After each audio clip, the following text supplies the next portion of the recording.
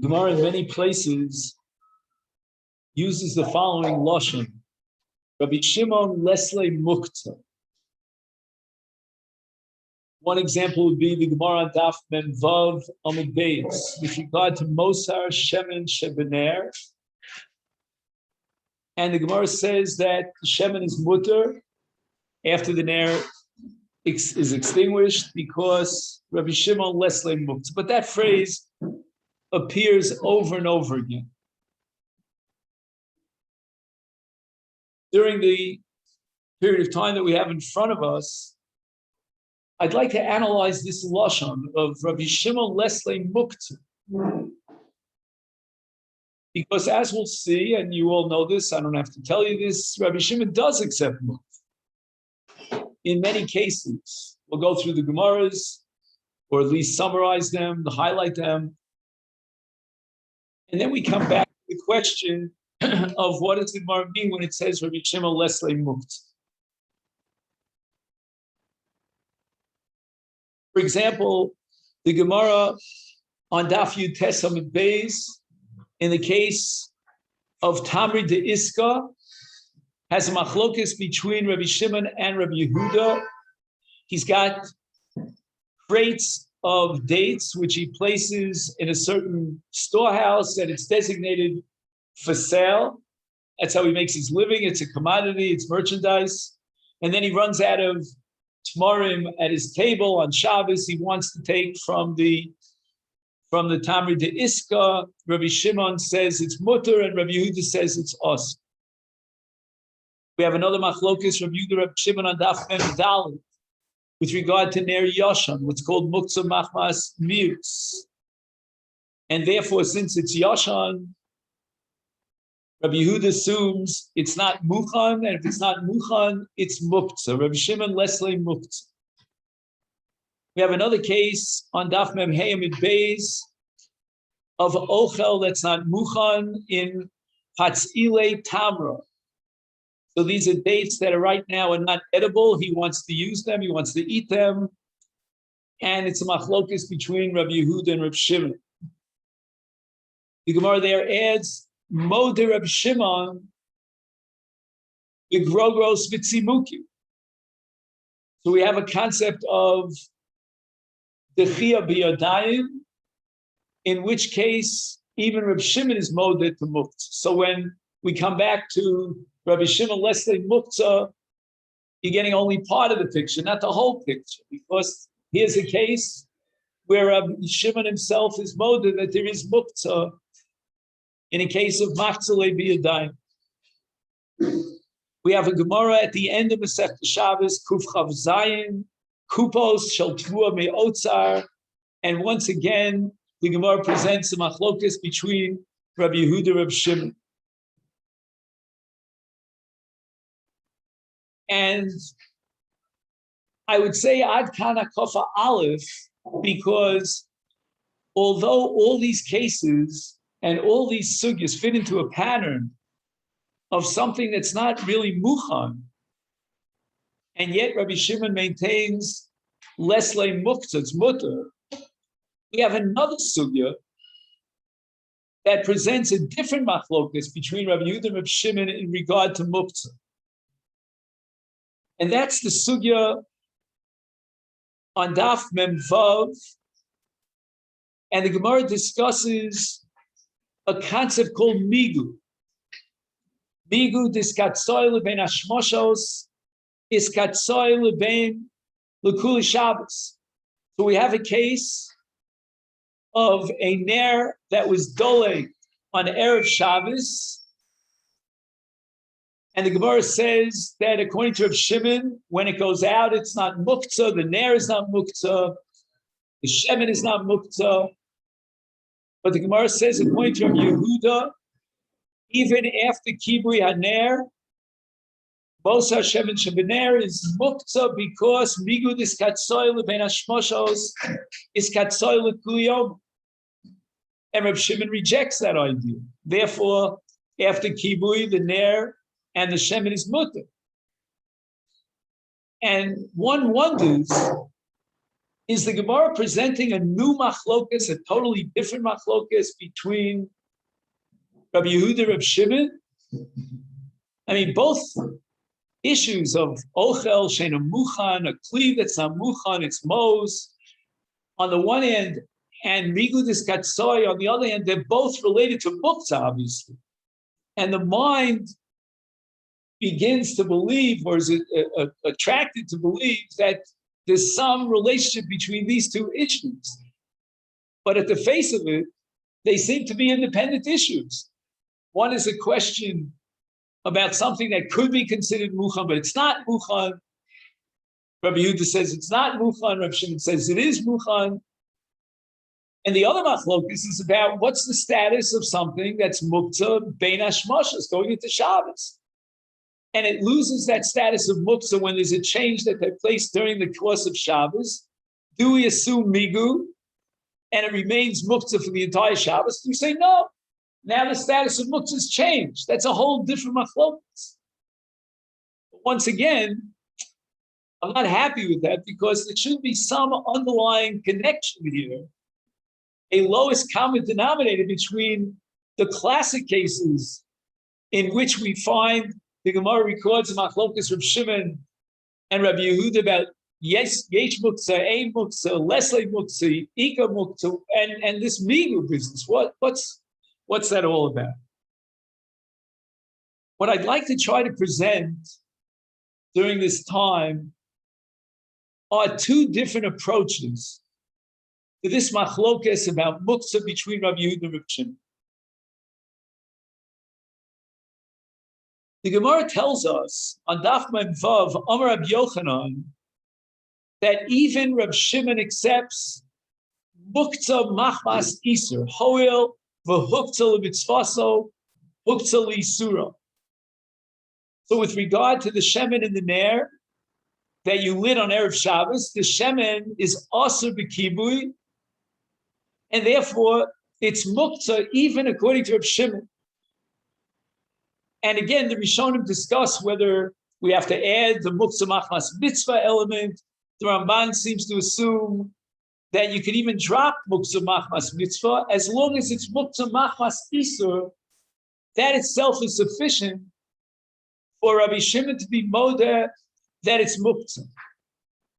So with regard to Ochlin, we have the sugya of Grogros v'tzimukim, and Rav Shimon is modeh.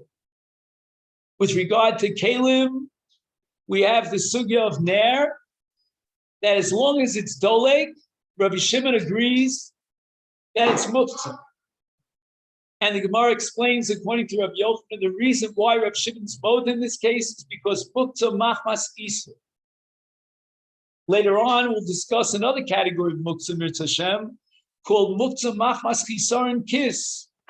And it's quite possible that at least la halacha, we can accept Reb Shimon, but at the same time, ki'ilu modeh Reb Shimon, but Muktza machmas chisaron kis. In other words, we're going to paskin that there's another category of Muktza which we can accept, and that's chisaron kis.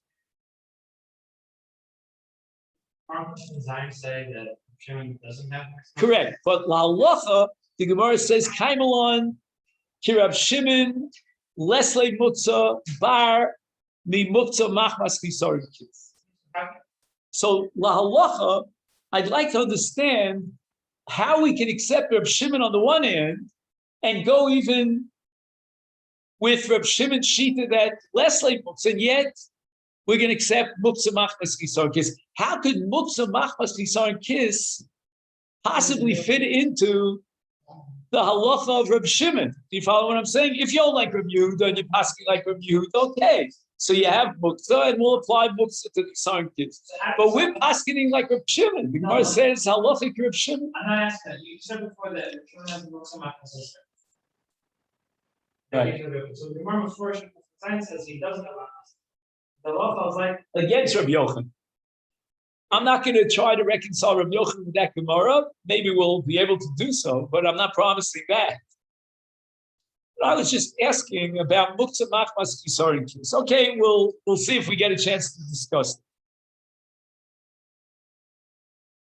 Now, with regard to Reb Shimon being matir the ner and Mosar Shemin Shebener, the Gemara in Daf Mem Vav Amud Beis offers, an explanation for Rab Shimon, and that's called Adam Yoshev Umitzape Masai Yichba Nero.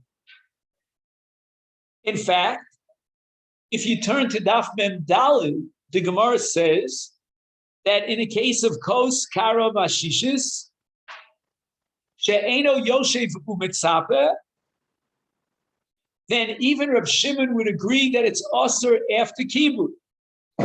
So in addition to Grogos V'Tzimukim, in addition to Ner Dolek, which is Mutter after Kibud, we have a case of Ashishis and Kara, where there's no Yoshev Umitzape.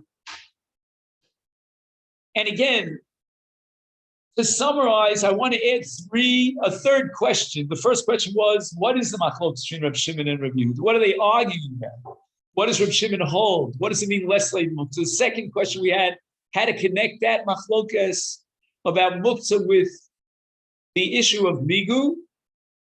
And the third question I want to ask is, when does the Gemara need an explanation for Reb Shimon? In the case of Shemin Shebener, the Gemara insists on Yoshev Umitzape. If we take, for example, the sugya on Daf Yutes Amud Beis of Tamri de Iska, the Gemara doesn't explain that Tamri de Iska is based on Yoshev Umitzape. And it seems, Lefi Adiyas Daiti, that the Gemara only needs Yoshev Umitzape to explain the case of Shemin Shebener. And then the Gemara differentiates between a regular Ner Zutra, which has a limited amount of Shemin, as opposed to a case of Kos Vashishis, etc., where there's a lot of oil, and he's not Yoshev Mitzah. But that whole distinction doesn't appear elsewhere. I found it very strange. I'd like to suggest the following possibility.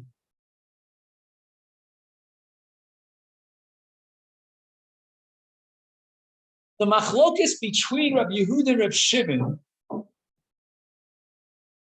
revolves around the following issue. Rabbi Yehuda requires hachana. The Torah says, "V'yichinu es asher yaviu," and there's a halacha of hachana. If something is not muchan, then according to Rabbi Yehuda, it's mukt. The absence of hachana is sufficient, according to Rabbi Yehuda, to create an isur mukt. According to Rabbi Yehuda, I meant to say. Sorry.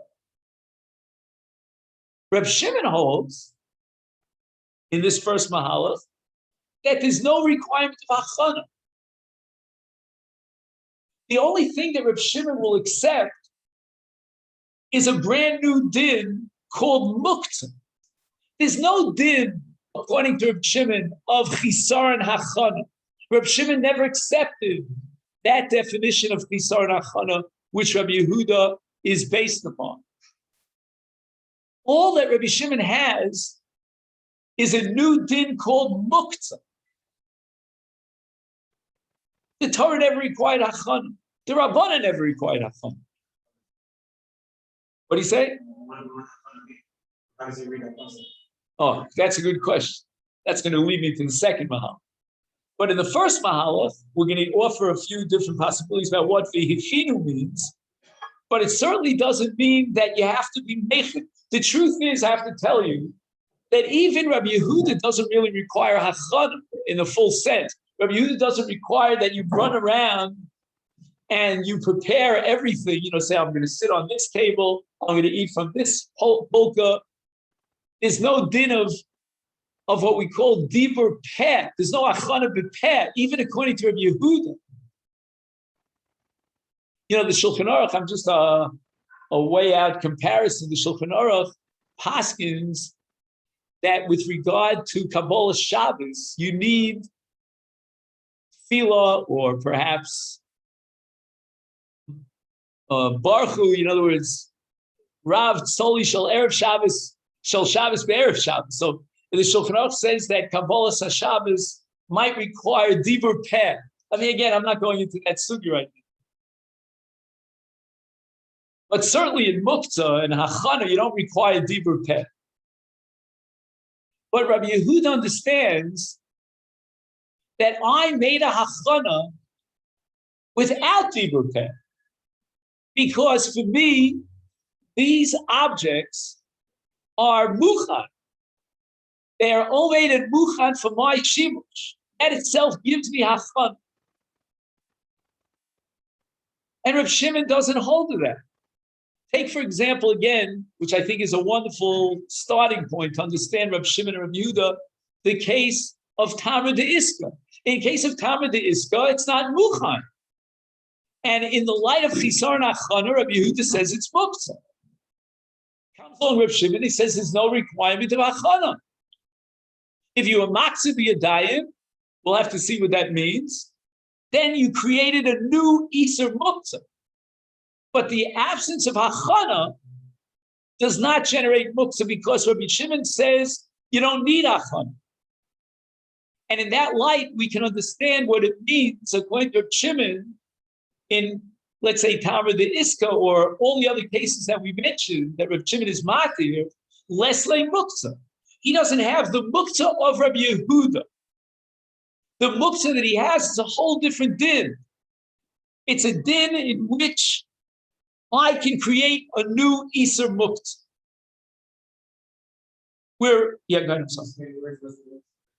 that Leslie Muktza means that Reb Shimon never accepted the broad definition of Muktza Reb Yehuda, that everything is Muktza until you do Achana. That requirement of a positive Achana is what Reb Shimon objects to.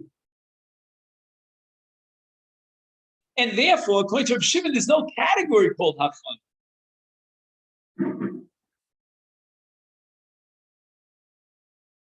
However, there's a new din. What's this new din?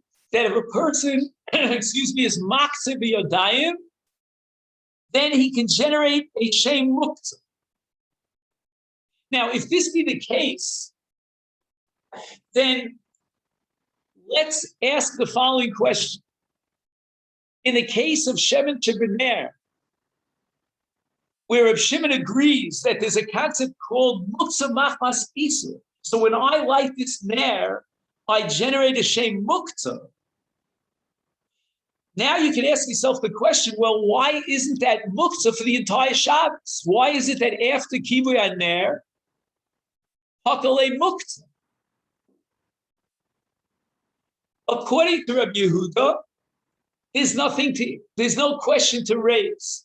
Because Rabbi Yehuda holds that you require Hachana. And Rabbi Yehuda holds that Hachana has to be chal for the entire Shabbos. Every object has to be muchan for the entirety of Shabbos, because all of Shabbos is one entity. Hence, migud is katsoyle ben hashmashos, it's katsoyle kuliyoma. When you entered into Shabbos at the critical moment of Erev Shabbos, you did not have a Hachana. It was mufka from Hachana. Now the situation changes, and it's Muchan. Yeah, but it can't be Muchan because the Torah requires Hachana entering into Shabbos. In the absence of Hachana going into Shabbos, it's Muktzah for the entire Shabbos. Reb Shimon, on the other hand, could not accept the principle of Migu because he doesn't require Hachana. So instead of Migu, Reb Shimon looks at the object and he says, well, your Haktsa created a new shame. It changes the nature of the object as far as Shabbos is concerned. And you generated a new status of Muktza. But you only generate that status for the time period in which you were Muktza. If you were Muktza for an hour, if you Muktza for 2 hours, then after those 2 hours pass, it's no longer Muktza. Obviously, Reb Shimon could not hold like that if he required Achana. Because once you require Achana, then we have the principle that the Shabbos is an entire entity, hence Migu. So in other words, the first machlokas about whether there is Muktza or not, meaning whether we require Hachana, is going to generate, as so to speak, a vlad, a tolda, and that's going to be the machlokas as far as migu is concerned. If you require achana, then the achana that's required is to be chal for the entire Shabbos. If on the other hand you don't require achana, then the question is muktza. So you makza it for zman. There's a haktzol zman, and that means that I assume that after X amount of hours, the ner is going to be nichpeh in a case of a ner zutra, and therefore haktzah, that new din of muktza, is chal only for a certain period of time. What shall I say? It's like if you were to be makna a field to someone, lizman. So the akna is chal for a certain period of time. After that time period is ended, again, this has to do with a different sugya. I'm not going to discuss about whether it's t'nai in muktzah, but what I'm trying to suggest is, in a general sense, that just like you can create a kinyan lizman, and I generate bilas for you, the kone, for a certain period of time, I can generate a shem muktzah as a new category, but only lizman. Therefore, in the case of muktzah machmas isur, once you light the ner, and the Gemara says in the name of Rabbi Yochanan that hova hutzali suro, it's muktzah even according to Rabbi Shimon, you are maktzah it for the isur, then the Gemara has a problem.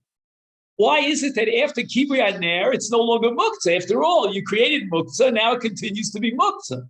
And here's where the Gemara makes its distinction: that if it's mitzapeh, he's anticipating that it would go out, then he only created a muktza mitchilaso l'zman.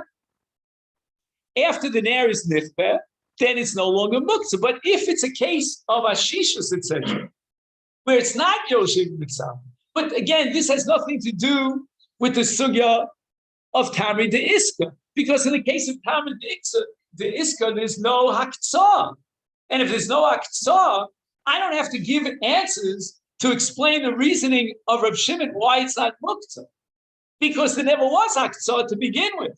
There was no achana. You expected to use it for merchandise for sale, but Reb Shimon doesn't require achana, and the concept of achana doesn't exist.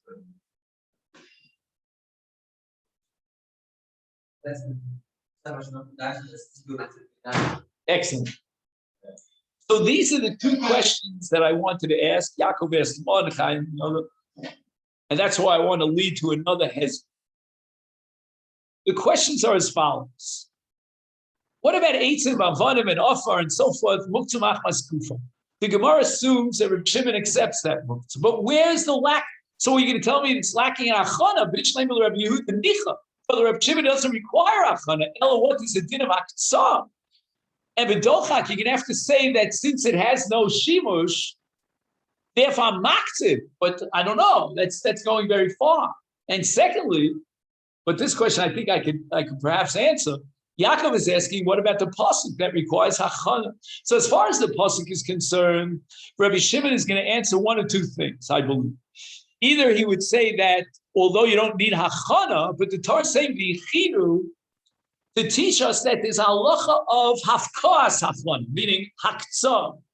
Alternatively, it could be that Rabbi Shimon holds that this pasuk hachana is just teaching you that Ein Shabbos meichin lechol, Ein Yontif meichin lechol, and that's the sugya at the beginning of Beitz. But the other question, what are we going to do with Muktza Machmas Kufa? Where's the haktzah in that case? Just give me a minute to read my notes. I just want to make sure I didn't leave anything out. So in a second. Yeah, go ahead. Sorry. There's no Muhammad.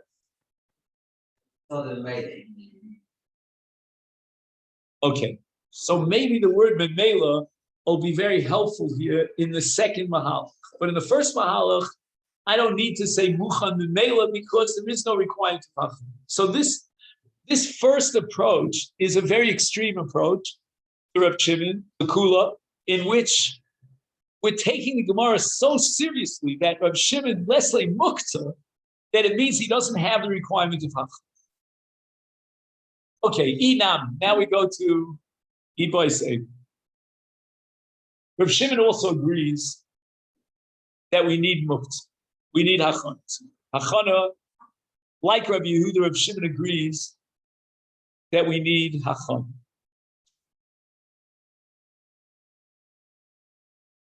Honestly, I'm nervous to go on because as soon as I say those words that Rabbi Shimon requires Hachana, I'm flooded by a million questions. But I'll give you this one question. If Rabbi Shimon requires Hachana, then when the Gemara says that Rabbi Shimon is moda in the case of Ashishis and so forth, because he's not Yoshev Mitzapa, the Gemara is taking Yoshev Mitzapa to mean Hachana. That in the case of a Ner Zutra, there is Hachana, because he's Yoshev Mitzapa. In fact, the Gemara used the language Daite Iluya. Daite Iluya means Hachana, according to this Mahal. But in the case of Ashishis, there's no Hachana, because there's no Yoshev Mitzapa. And what does Rabbi Yehuda say about it? Is a different level. Rabbi Shimon would say that the Hachana for Shabbos, that this has to be a double book. It has to be something that you could theoretically imagine to be. But Ribono Shalom, he's Yoshev Mitzapa. I don't get it. That's what means. You ever think of that as a Shabbos? Oh, I thought you were explaining Rabbi Yehuda. I'm sorry, I misunderstood. My problem is Rabbi Yehuda. It's not just enough that has to be ready to be used. It has to be something that you plan to use today for this purpose. So without a Hachana, it's not. But again, Yoshev Mitzapa, I don't get it. Does Rabbi Yehuda reject Yoshev Mitzapa? Yes. So I have a problem with that. Just from my base measure. Every base measure is a little different, but the base measure that I come from is you can't make a machlokas tanoim into whether he's Yoshev Mitzapa, he's not Yoshev Mitzapa. I don't get it. There's a machlokas b'das b'dei adam. Okay, I'm not saying, you could say that. Reb Shimon holds you need Achana just like Rabbi Yehuda, but he holds that he's making it because he's Yoshev Mitzapa. Comes along Rabbi Yehuda and he says, well, I have news for you, Reb Shimon, he's not Yoshev Mitzapa. The two things. Number one, you say it's different from Yoshev Mitzapa. That's not going to make everyone happy. What about a different thing? What if Rabbi Yehuda is saying, no, it's not. Yeah, sure, they just do Mitzapa. Maybe Rabbi Yehuda says, I would have gone. Okay, but take the case, for example, of Tamra the Isko. So what are you going to say? Oh, according to Reb Shimon, there is Hachana. Why is there Hachana? Just in case I run out of dates, right? It's not for single people, but if I'll have to go into my merchant. No, Rabbi Yehuda says no. He's not thinking of that possibility. Again. No, he is. Why not? That's what I can't understand. Do you understand? I need. What do you say? You need a higher level of a I need some sort of definition, that avoids. Again, you don't have to go with me. I'm just offering my, Lanias Daiti. Is it Yoshev Mitzapa? How much Yoshev? Is it 5%, 50%, 75%? Machlokas to be that 50%. This is what I'm trying to say. That 50% is a Yoshev. But why? Why should Rabbi Yehuda say yes and Rabbi Shimon say no? Yeah, and that's what I'm saying. If there's not a fundamental machlokas in definition, Bishleim in that first approach, there's a machlokas mizrach, kerichuk mizrach ma'ariv. Do you require achana? Do you not? But according to, we had some problems with that. But according to the second Malach, if everyone's on board, even Rabbi Shimon, that we require achana, so then, okay, 50% yes, 50% no, It's called bucha. That something that theoretically could use it. It's normal usage for the. I don't think about it because I have things in my house. Right. But that is a machlokas. Okay. If you like it, take it. I find it a little bit unsatisfying. In any event, what I'd like to suggest is another mahalach in time. Again, if you, and as they have. It tells, I shouldn't say this publicly, but I actually saw this in my eyes when a Telzer came into our basement. But in certain yeshivas, I won't mention the name, they will ask, fill up a cup halfway, okay? And now declare the following chakira. Is it half filled or is it half empty? Okay, so that's not why they speak. So you asked me why I don't feel comfortable with it. I'd like to see something more chotech. Anybody know what I mean by chotech? Something that you can cut with a razor. It's razor sharp. Oh, is it mukhan? Is it not? Does he mitzvah? Does he not?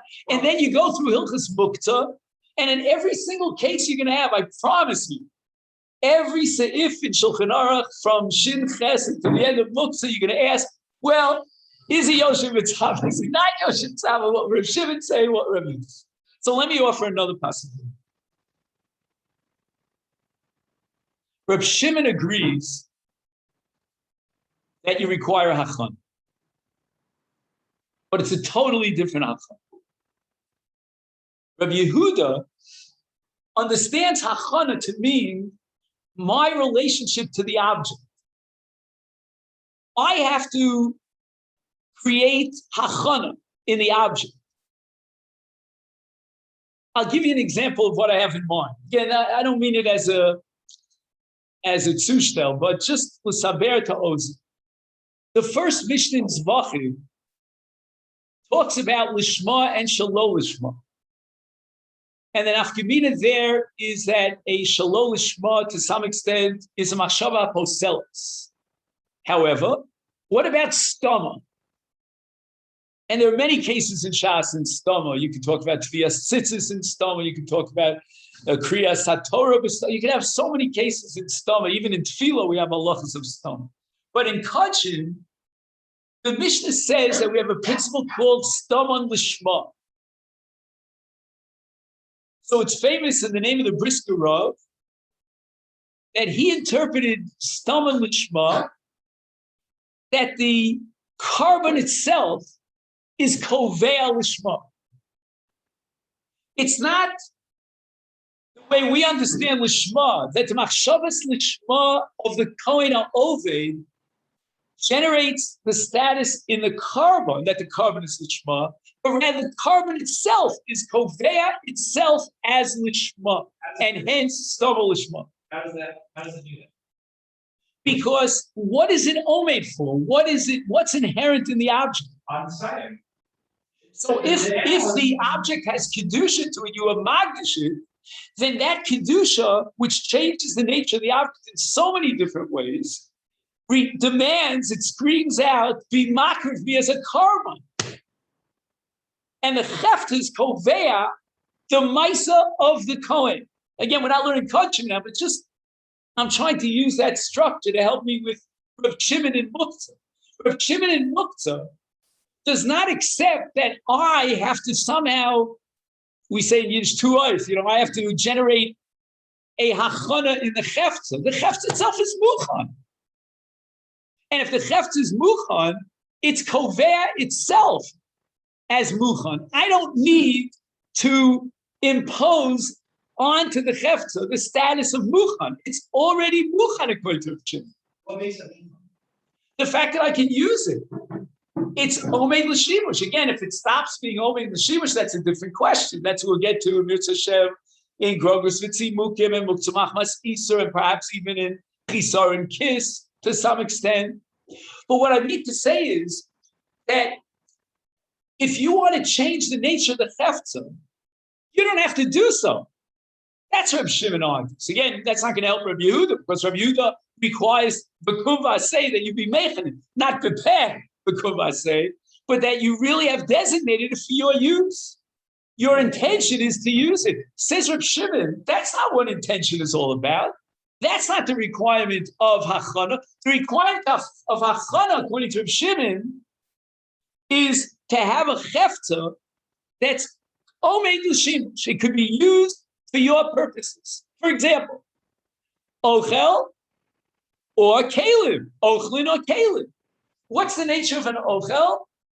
If it's edible, it's omeid lachila. What's the nature of a kli? A kli is omeid l'shimush. These categories of ochlin and kalim are critical according to Reb Shimon. You don't begin to understand Reb Shimon before you talk about ochlin. Once you have ochlin, again, Tamar de Iski is an ochel. It's going to be an ochel for the lokeach, that's the mocher. But it's an ochel nevertheless. Once it's an ochel, it has a built-in shimush Now the chefza could generate hachana. Same thing in kalim. If the keli is omeg l'shimush, I mean, you can talk about shivrei kalim, but if it's omeg l'shimush, then that itself gives the keli the status of muchan. Not because I was making it. I don't have to be making it. Forget about the gavra. The gavra is out. It's the chefta. We'll say it brisket terms. It's no longer the gavra, it's the chefta. The chefta itself is koveas atzma. And if that be the case on both sides, then when we talk about Moder of Shimon, and we list all the cases in which Reb Shimon accepts Muktza, in all those cases, our goal is to establish that the chefza is mufka from hachana. If the chefza is not mufka from hachana, it has a shem kli, it has a shem ochel, it's omed lachil, it's omed l'shimush, then the chefza itself generates the status of mucha. So, for example, all these cases that we talk about, ner yoshan. Ner yoshan is muktzah machmas mius. Yeah, according to Rabbi Yehuda, nicha. Because Rabbi Yehuda says, I have to generate a status of muchan. But I'm not going to generate a status of muchan on something that's mos. But according to Rabbi Shimon, I'm going to ask myself a different question. Does it have a status of an ochel? Or a status of a kli? And you may tell me, okay, it's a ner yoshan, it's a little bit fashtunkin, but it's still a kli. And it's amazing because Rashi is going to learn about Muktza Machmas Kisor and Kiss, an unbelievable chiddush in Rashi. Rashi says, Keva de Kavalei Makom. What do you mean Kavalei Makom? So what? Kavalei Makom, Rabbo says, halacha where in Shas? In which of the 6 areas of Shas? In Taros. In Taros, there's halacha of a kli that he was kovelo makom. If it's not dumya de sak and it's not nital and so forth and so on, then it's not makabel tuma. And why is that so? Because pakal shem kli. And Rashi, as we'll soon, I don't know, we'll try to fit it in. Rashi makes the connection between muktzah and tumah v'tara. And specifically in the cases of those various axes and threshing utensils and so forth, mazuri and whatever they're called over there, you have to learn a second kalim for that. In all those kalim, what we're talking about, says Rashi, is kavalei makom. I'll give you the example of a dentist, right? A dentist has very sensitive utensils and he'll lock it up. He doesn't want anyone to have access because that dullens it. And once it's dull, I mean, it's a very expensive utensil, he's going to have to buy a new one to replace it. If he's kovei makom, Rashi says, then it becomes muktza. And logically, even Reb Shimon could accept that principle. Again, Reb Shimon is not bound to accept this tzushtel, this interdependence between Tuma V'Tara and the Shem Kli and Muktza. But certainly, it fits into his perspective because if you're trying to set up the Hefza as generating Hachana, then it's got to have a Shem Kli. If it loses its Shem Kli, it cannot generate Hachana. The Hefza itself is Mufka from generating a Shem Kli. I'm sorry, from generating a Shem Muchan. It can't be Muchan because it's not a Kli. And if this be the case, then certainly in Ochlin Umashkin, we understand that Reb Shimon is moda in those cases where it's such an extreme asech hadaite that it in his context at least, you have to know about other people, it's not an ochel anymore. I don't eat this. If I don't eat this because I put it up on the top of my roof so it bakes in the hot sun until it's not edible for me, and that itself means that the chefza cannot be kovea and generate hachana. But if on the other hand, I still intend to use it as an ochel over the course of Shabbos, just maybe not for me, but for someone else, and even though I didn't do a maisa hachana, you can't say in a positive sense, Kuba said. In other words, let's take, again, I want to use this sushtel, if you don't mind, Kabbalah Shabbos. Most Rishonim say that you don't need a Kabbalah Shabbos in a formal sense. There's a time period in which the Kabbalah is Me'elov. That's why I want to use your term, Chaim, Me'elov. What does it mean, a Kabbalah Me'elov? That Shabbos itself is an entity which generates Kabbalah at some point in time, maybe through the Tzibur, maybe the Yachid, when he's Poresh, Malachas, whatever it might be. But he doesn't need a formal Kabbalah Shabbos. Here too, I don't need a formal Hachana, according to Reb Shimon. Because Reb Shimon says the whole purpose of the Hachana is to be Meichen a Chefza. So the Chefza is Muchan, Me'ela. It's automatically Muchan. And now we can begin to understand the issue between Reb Shimon and Rabbi Yehuda regarding Migu Diskatsoy. Since Rabbi Yehuda requires a positive Hachana, that Hachana has to take place, as we said before, Erev Shabbos for the entire Shabbos. But although Rabbi Shimon is on board, and he agrees, he's moded that you need Hachana, but it's Hachana of the Chefza. And if you ask yourself the question, is there Hachana in the Chefza? The answer is no and yes at the same time, but not at the same time. In other words, the status of this Chefza is going to change with the course of time. So then Mitzapa v'Yoshev, even according to our second interpretation, is not the reason why in the case of Moshe Shemet Shebener Reb Shimon is matir. Not because of Yoshev Mitzapa in the sense that Rabbi Yehuda would understand Yoshev Mitzapa. Rabbi Yehuda would understand Yoshev Mitzapa means that he's doing a Ma'aseh Hachana. The only problem is that Rabbi Yehuda requires that positive Ma'aseh Hachana as we enter into Shabbos, hence Migu. What's the Shita of Reb Shimon? Reb Shimon, on the other hand, holds that Yoshev Mitzapa is not what I call a Sima L'Dover. It's a Siman L'Dover. It just is an indication that this Chefza can generate Achana by itself. It's like a Dover Sheish Matir, correct? You have something that's also like Muktza on Shabbos, but after Shabbos, it's Mutter. The heter is built in to the object. So you have an object that's Muktza, but there's a heter liachar zman after Shabbos. Same thing here within Shabbos itself. You want to know the status of the Chefza? Rabbi Shimon is of the opinion that as long as it's Doluk, the status of the Chefza is that it's not capable of being Meichen itself because it's completely excluded from any, you can't even touch it on Shabbos. It's Muktza Machmasis. But Yoshev Mitzapa now points out to me, it's a Gili Milsa, not that he's adding a new Achana, but that this Chefza itself, in terms of its inherent status, will change its status within amount of time. Because anyone would be Yoshev Mitzapa. So when you set up a Hafkas Hachana in a case of Muktza Machmas Isur, the Hafkas Hachana is a limited Hafkah because I already anticipate from the get-go, from the beginning, you told me, Meikara, that this object is not going to be awesome. There's going to be Kibui Aner. But if on the other hand, we can't anticipate Kibui Aner because it's an Ashishis and it's full of an amazing quantity of oil that's going to last for the entire Shabbos. So then the status of this object is that it's mufka from generating hachana for the entire Shabbos. And that's where Reb Shimon would be moded. But why? Oh. So what is the difference? What's the difference between Ochlin and Kalim? If you're talking about the Ner, you're talking about Kalim. You're talking about Shemin, you're talking about Ochlin.